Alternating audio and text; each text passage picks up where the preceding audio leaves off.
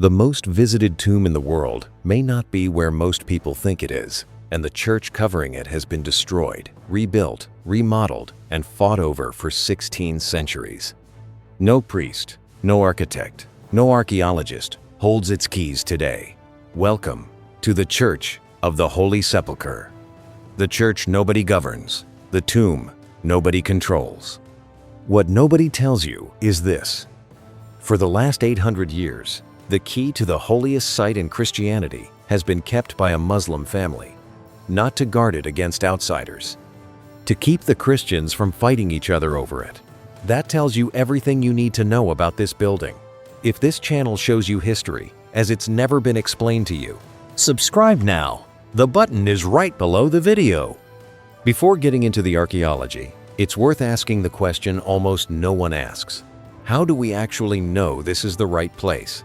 The evidence begins not inside the church, but beneath it. Excavations carried out under and around the Church of the Holy Sepulchre have revealed something that radically changes our mental image of the site. Before it was the site of the crucifixion and burial, the area was an abandoned limestone quarry. Limestone in Jerusalem was extracted in horizontal layers, leaving irregular elevations and depressions in the ground. One of those rock elevations, about 12 meters high, jutted out from the abandoned quarry. This was the rock the Gospels call Golgotha, in Aramaic, the place of the skull, probably because of the rounded shape it had from below, resembling a cranium. And in the walls of that same abandoned quarry, cut into the limestone, were tombs typical of the Second Temple period, with a narrow entrance, a main chamber, and arcosolia. The curved niches in the wall where bodies were laid. The Gospel of John, chapter 19, verse 41, confirms this with a precision that surprises. In the place where he was crucified, there was a garden, and in the garden a new tomb, in which no one had yet been laid. A garden, an abandoned quarry converted into a garden, with tombs cut into its walls. 20th century archaeology has confirmed exactly this pattern in the area. For almost 3 centuries after the crucifixion, the site was first an abandoned quarry, then a burial area. After Emperor Hadrian rebuilt Jerusalem as Aelia Capitolina in 135 AD, a pagan shrine dedicated to Venus or Jupiter Capitolinus was constructed deliberately over the site to erase Christian memory. That decision by Hadrian was, paradoxically, the best thing that could have happened to the site from an archaeological standpoint. By building a temple over it, Hadrian sealed it and preserved it. When Empress Helena arrived in Jerusalem around 325 AD, sent by her son Emperor Constantine to identify the holy sites, the Christians of the city still knew the location of the sacred site. Precisely because the pagan temple marked it, Helena ordered the demolition of Hadrian's temple. The accounts of the period, especially that of Eusebius of Caesarea, describe how, when the fill of the pagan sanctuary was removed, the rock of the sepulchre appeared. Eusebius writes of it with what seems like genuine astonishment. The tomb had been preserved underground, intact. Constantine ordered a monumental complex built over the site. The year was 325 AD. The complex Constantine commissioned was not a simple church. It was one of the most ambitious architectural projects of the 4th century. Historians of architecture describe it as a set of 3 main interconnected elements. The first was the anastasis, from the Greek for resurrection, a circular rotunda, approximately 33 meters in diameter, built over and around the tomb itself. This building was the heart of the complex, a circular dome that framed the rock of the tomb like a jewel in an architectural setting. The second element was a great basilica called the martyrium, oriented east to west, with 5 naves and an apse to the west, serving as the main church of the complex for liturgical acts.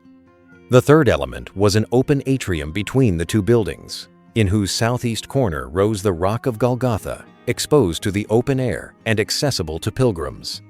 This complex was consecrated in 335 AD, and for almost 3 centuries, it was the most important church in Christendom.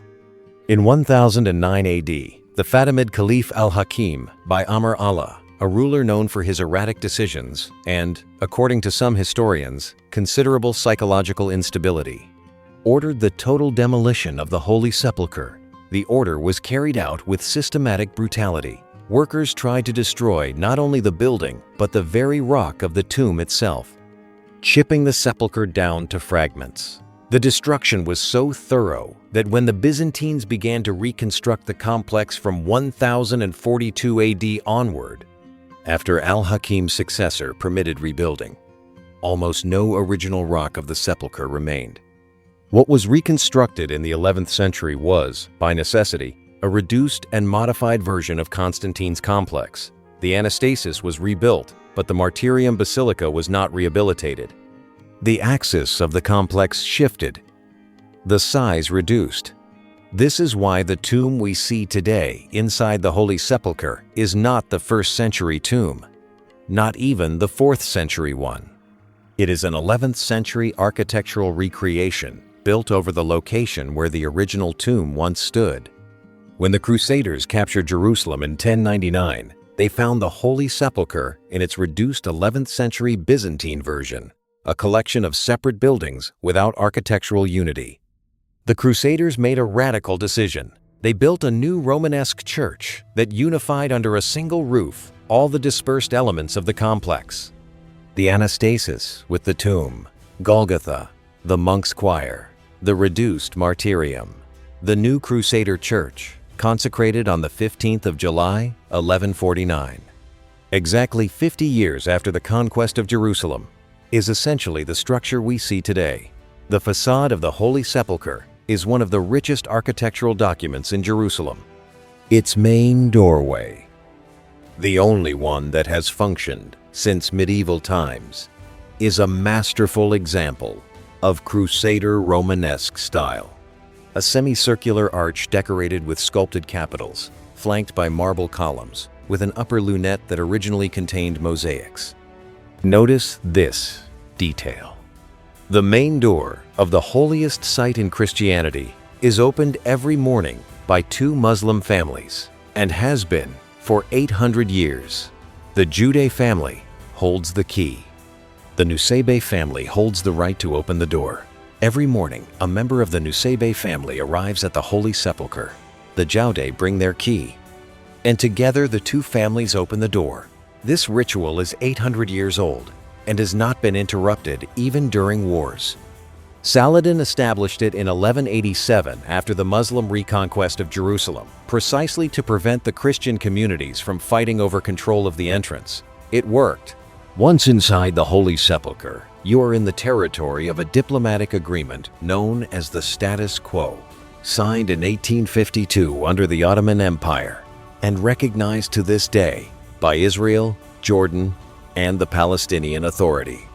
The status quo divides the Holy Sepulchre among 6 Christian communities: the Greek Orthodox, the Roman Catholic, the Armenian Apostolic, the Coptic Orthodox, the Syriac Orthodox, and the Ethiopian Orthodox.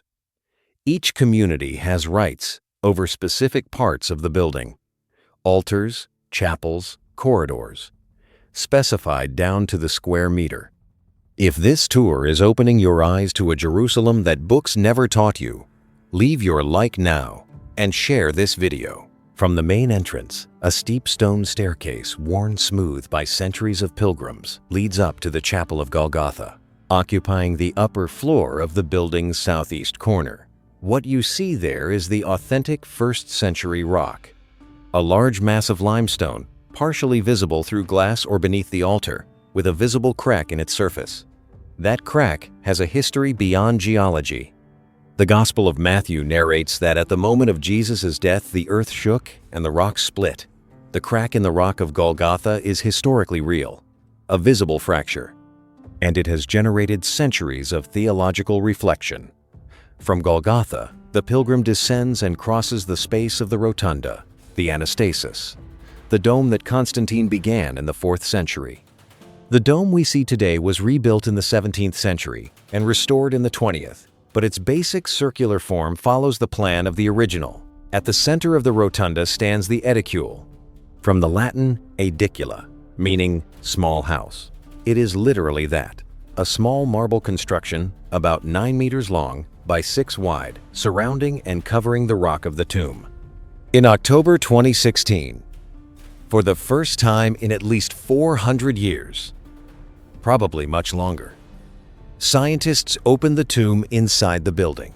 The restoration team of the National Technical University of Athens, led by Professor Antonia Moropoulou, lifted the marble slab covering the rock of the tomb. What they expected to find was natural rock or fill. What they found was a second, older slab of gray marble with a cross engraved on its surface. Mortar analysis conducted with thermoluminescence dating, the technique that measures when a material was last heated, indicated that the mortar between the gray slab and the original rock had been deposited around 345 AD. That corresponds exactly to the Constantinian period. It was the scientific confirmation that the tomb Constantine's builders believed they had identified as Jesus's is in fact a 1st century tomb sealed since the 4th century. This does not prove it is Jesus's tomb. That exceeds what archaeology can demonstrate, but it confirms that the site has uninterrupted continuity from Constantine's era to the present, and that the tomb Constantine identified was authentically a tomb from the correct period. One of the most important pieces of archaeological evidence in favor of the site's authenticity is not inside the building at all, it's in the surrounding area. Excavations under the Church of the Holy Sepulchre and in the adjacent area have revealed several coquim tombs, burial niches of the Second Temple period, that is, the 1st century AD. These coque tombs, loculus niches, are characteristic of the Herodian period. The tomb beneath the building follows exactly this pattern. More significantly, other Second Temple period tombs have been found in the area immediately adjacent to the Holy Sepulchre. This confirms that the entire zone was effectively a necropolis in the 1st century. Exactly what the Gospels describe when they say the place of the crucifixion had a nearby garden with a new tomb. If the archaeology of the Holy Sepulchre is fascinating, its internal politics are directly surreal. The 6 communities sharing the building, Greek Orthodox, Catholic, Armenian, Coptic, Syriac, and Ethiopian, relate to each other with a mixture of formal courtesy and structural distrust that has centuries of history. Each community has its own resident monks in the building, its own altars, its own liturgy schedules, and its own rules about who may step on which part of the floor. The history of the Holy Sepulchre in recent centuries is punctuated by incidents between the communities ranging from diplomatically tense to outright physical. In 2004, during the Orthodox celebration of Holy Cross Sunday, a Franciscan monk left his door open, interpreted by the Greeks as a violation of status quo protocol. The result was a fistfight requiring Israeli police intervention, with several monks injured. In 2008, a dispute between Ethiopians and Copts over the right to place a chair on the roof of the Ethiopian monastery in the perimeter of the disputed zone escalated into a diplomatic incident involving the governments of Egypt and Ethiopia. And then there is the immovable ladder.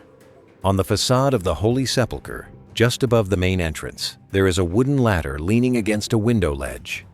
It has been there since at least 1757, more than 260 years. Nobody has moved it, not because it is sacred, not because it is old, but because moving it would require an agreement between the 6 communities about who has authority over that ledge, and no such agreement has ever been reached. The ladder is the silent version of all these conflicts. An object so small it is worth nothing, but that is not moved in a century and a half, because moving it would require an agreement nobody can produce. And yet, this is what makes the Holy Sepulchre truly extraordinary. The liturgies continue. Every dawn, there are services in the church. Every night, the door is closed with the Jude key. The church functions in its peculiar and disputed way, as it has for centuries. In 2016 and 2017, something happened that no one had seen in centuries. The 6 communities of the Holy Sepulchre agreed on something, specifically on restoring the building. The structure had been in a precarious state for decades. The vibrations of millions of visitors, humidity, and centuries of accumulated repairs had left the marble in critical condition. In 2015, engineers from Georgia Tech concluded the building could collapse without immediate intervention. The restoration cost approximately $4 million. The work was carried out by the team of Professor Moropoulou, the same woman who first opened the tomb and found the gray marble slab with the 4th century cross. The restored building was